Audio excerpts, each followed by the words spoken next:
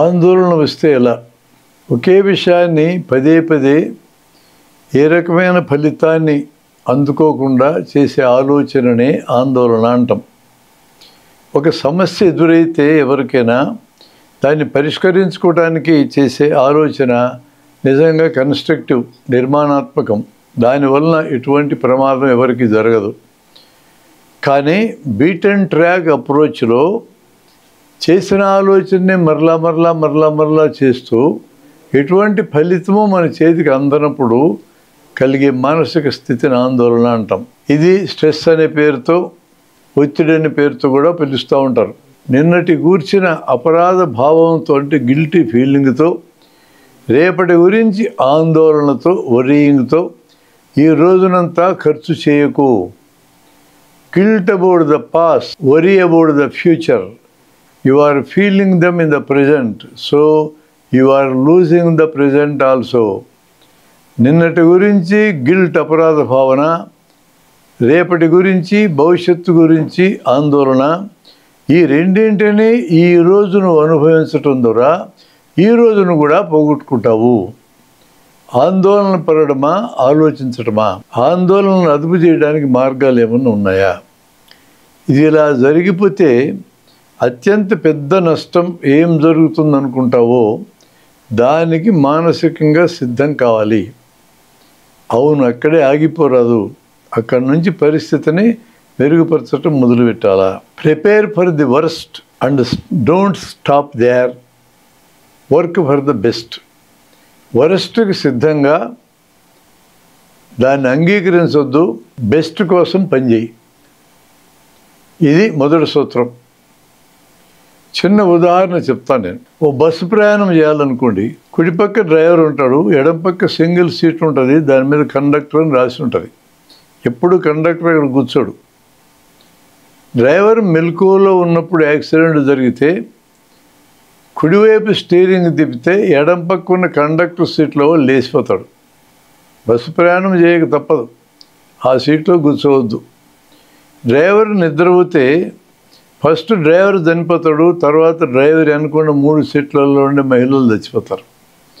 అసలే ఆడవాళ్ళ సంఖ్య తగ్గిపోతుందరో నాయనో ఈ ప్రపంచంలో అనుకుంటా ఉంటే డ్రైవర్ వెనక ఆడవాళ్ళకి సీట్లు ఇచ్చేది ఏంది? కొంచెం ఆలోచించాలి కదా. వరుసగా 2 కాదు 3 సీట్లు, 6 సీట్లు ఇచ్చినారు అట్లా. కాబట్టి డ్రైవర్ వెనక సీటు సేఫ్ కాదు. డ్రైవర్కి ఎడం పక్క ఉండే కండక్టర్ అనే సింగిల్ సీటు సేఫ్ కాదు. ఇంకెక్కడ సేఫ్ సీట్ ఉంది? ఎడం పక్క మధ్యలో తలుపు ఉంటే తలుపు వెనకనే కండక్టర్ కూర్చొని ఉంటాడు. బస్సులో ఎల్లప్పుడూ తక్కువ ప్రమాదం ఉండే సీట్ అది. దాంట్లో ఆయన కూర్చున్నాడు. మరి దాని వెనుక 2 సీట్లు ఎమ్మెల్యేలకి, మరో 2 సీట్లు ఎంపీలకి రిజర్వ్ చేశారు. వాళ్ళకు కూడా మంచి సీట్లే రిజర్వ్ చేశారు. ఎందువలన? చాలా ముఖ్యమైన వాళ్ళు చాలా కోట్లు ఖర్చు పెట్టి దేశానికి ప్రజాప్రతినిధులుగా మారినారు. అలాంటి వాళ్ళు బస్సుల్లో ప్రయాణం చేసి అంత సులభంగా యాక్సిడెంట్లో మరణిస్తే దేశానికి ఎంత నష్టం? అందుకని ఆ 2 సీట్లు వాళ్ళ కోసం కేటాయించారు. ఆ 2 సీట్లలో ఎవరు కూర్చున్నా బస్సు కదిలేదాకా టికెట్లు ఇవ్వడానికి వీల్లేదు. కాబట్టి అక్కడ మనం కూర్చోవచ్చు. పొరపాటున ఎప్పుడైనా ఎమ్మెల్యే గారి, ఎంపీ గారి రికమెండేషన్తో వస్తే లేవక తప్పదనుకోండి, వేరే మార్గం లేదు. నిలబడాల్సి వస్తే కండక్టర్ దగ్గర నిలబడాలా. ఆయన దగ్గర అలా నిలబడితే ఆయన కోపం వచ్చి ముందుకు పోయి వెనక్కి పోయి తరుగుతూ ఉంటాడు. అట్లా పక్కకు పోయినట్టు పోవాలా, మళ్ళీ అక్కడికే వచ్చి నిలబడాలా. కింద కూర్చోవాల్సి వస్తే బస్సులో కింద నేల మీద కండక్టర్ దగ్గరే కూర్చొని ఆయన సీటుకి చెయ్యి తగిలిచ్చి నిద్ర వస్తే కింద పడకుండా జాగ్రత్తగా కూర్చోవాలి. కుడి చేతి పక్క ఒకే ఒక్క సీటు ఉంది, కొంచెం బాగా ఉండే సీటు. దానికి ఎర్ర రంగు పూసి ఉంటుంది. బస్సు మధ్యలో ఉంటుంది ఆ సీటు. ఆ సీట్లో వేరే వాళ్ళు కూర్చొని ఉన్నారు. నువ్వు ఆ సీట్లోంచి అతన్ని ఖాళీ చేయాలంటే అతని పక్కన కూర్చొని అతని మీదకు వంగి ఏక్కనండి, అతని యువతలకు జరుగుతాడు, మీరు ఆ సీటు దగ్గరికి జరగవచ్చు. అంటే బస్సు ప్రయాణానికి కూడా ఇంత కథ ఉందా అనొచ్చు మీరు. బస్సు ప్రయాణం చేయటం అంటేనే ప్రిపేర్ ఫర్ ది వర్స్ట్. ఈ బస్సుకి యాక్సిడెంట్ అయ్యిద్ది అనుకుని ఎక్కాలి. యాక్సిడెంట్ అయినా మన ప్రాణం పోకుండా ఉండాలంటే ఏమేమి జాగ్రత్తలు ఇప్పుడు చెప్పా, ఆ జాగ్రత్తలన్నీ తీసుకోవాలి. అంటే వర్స్ట్కి ప్రిపేర్ అయినాం, బెస్ట్ కోసం పని చేసాం, ప్రయాణం చేసినాం. ఇక రెండో సూత్రం, పనిలో మునిగిపోవడం. ఆందోళన చెందడానికి కూడా సమయం లేనంతగా పనిలో మునిగిపోవాలి. అంటే పనిని కల్పించుకోవడం అనేది అవసరం లేని, ఉపయోగపడని, ఆందోళన చెందడానికి కూడా టైం లేకుండా మనం ఎంగేజ్ అయి ఉండాలి. అందుకనే చాలా పెద్ద వయసు వచ్చిన తర్వాత కూడా ఇంకా 6 నెలలకో 3 నెలలకో చనిపోతారని తెలిసినా కూడా ఏదో పుస్తకం చదివేవాళ్ళు, ఏదో కొత్త పని నేర్చుకునే వాళ్ళు ఉన్నారు.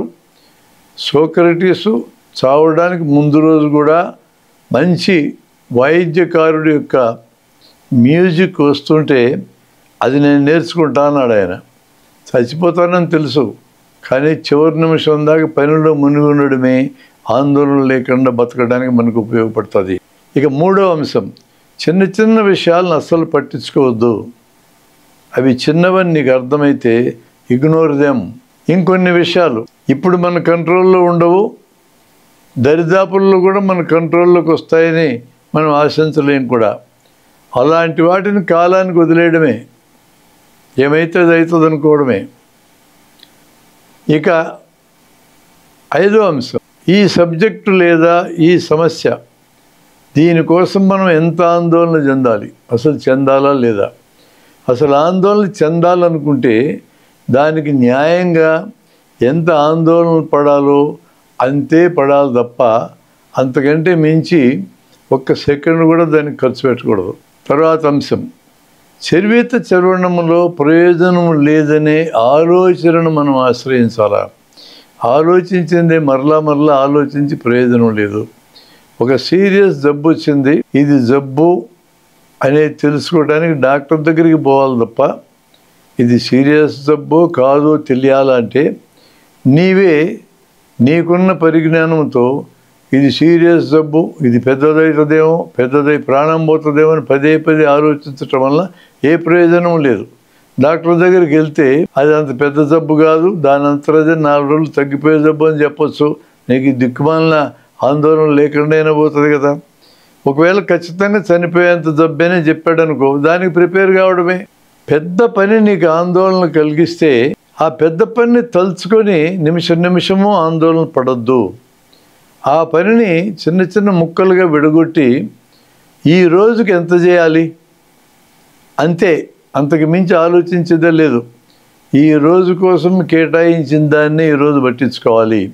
అలా చేస్తే రేపటి పని రేపు, ఎల్లుండి పని ఎల్లుండి చేసుకుంటాం. రేపటి పని గురించి ఈరోజు, ఎల్లుండి పని గురించి ఈరోజు ఆలోచించి ఆందోళన చెందాల్సిన అవసరం లేకుండా పోతుంది. ఆందోళన ఎదుర్కోవడానికి ఒక మంచి పద్ధతి ఏంటంటే, ఏది నీకు ఆందోళన కలిగిస్తుందో దాన్ని ఎదుర్కోవడమే. ఇంకో సూత్రం, అంతా పర్ఫెక్ట్గా ఉండాలనుకునే మనస్తత్వం వదిలించుకుంటే ఆందోళన సగం తగ్గిపోద్ది. అంటే పర్ఫెక్ట్గా ఈ భూమి మీద ఏది ఉండదు. అన్ని పర్ఫెక్ట్ అంశాలు సాపేక్షమైన అంశాలే మన జీవితంలో మనకే అర్థమవుతూ ఉంటుంది.